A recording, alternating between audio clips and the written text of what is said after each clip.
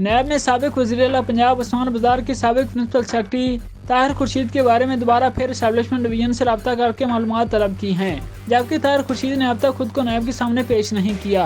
और न ही करप्शन के मुतल्लिक जारी इंक्वायरी में शामिल हुए हैं। अब ऐसा लगता है कि हुकूमत उस्मान बज़दार और इनके अमले के अहम अफसरान के खिलाफ मुबैना करप्शन के मामले पर भरपूर अंदाज से तवज्जो मरकूज कर रखी है, क्योंकि नैब ने न सिर्फ उस्मान बज़दार को तलब करना शुरू किया हुआ है, बल्कि एस्टैब्लिशमेंट डिवीजन से रब्ता करके साबिक प्रिंसिपल सेक्रेटरी ताहिर खुर्शीद के बारे में मालूमात तलब मांगी हैं। एस्टैब्लिशमेंट डिवीजन के सेक्रेटरी को लिखे गए खत में नैब लाहौर ने इनसे दरखास्त की है कि ताहिर खुर्शीद से कहा जाए कि वो नैब लाहौर की इन्वेस्टिगेशन टीम के रूबरू पेश होकर अपना बयान रिकॉर्ड करवाएं। खत में लिखा है कि ब्यूरो C&W डिपार्टमेंट के साबिक सेक्रेटरी ताहिर खुर्शीद के खिलाफ तहकीकात कर रहा है, क्योंकि इन पर इख्तियारात के गलत इस्तेमाल करते हुए मनपसंद अफराद को ठेके देने, ट्रांसफर पोस्टर्स में कमीशन लेने और नतीजतन आमदन से ज्यादा असासे बनाने का इल्जाम है। कहा जाता है कि नैब ने अब तक ताहिर खुर्शीद की तलबी के लिए 6 नोटिस जारी किए हैं, लेकिन ताहिर खुर्शीद इंक्वायरी में शामिल होने में नाकाम रहे हैं, जिससे कानूनी तकाज़ात मुकम्मल नहीं हो पा रहे।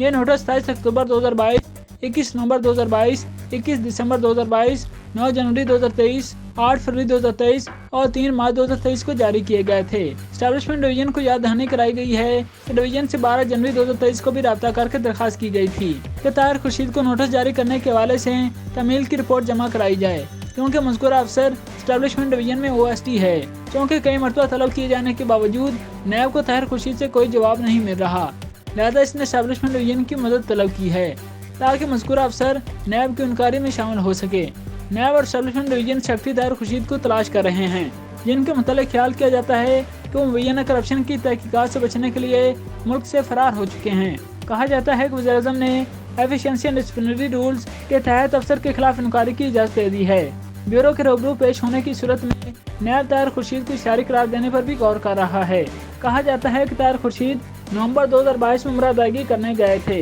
लेकिन इसके बाद उन्होंने एस्टैब्लिशमेंट डिवीजन में रिपोर्ट नहीं किया। हुकूमत का कहना है कि अफसर एस्टैब्लिशमेंट डिवीजन से इजाज़त लेकर उम्रा अदा करने के लिए गया था, लेकिन 1 माह की रुख्सत मुकम्मल करने के बावजूद वापस नहीं आया।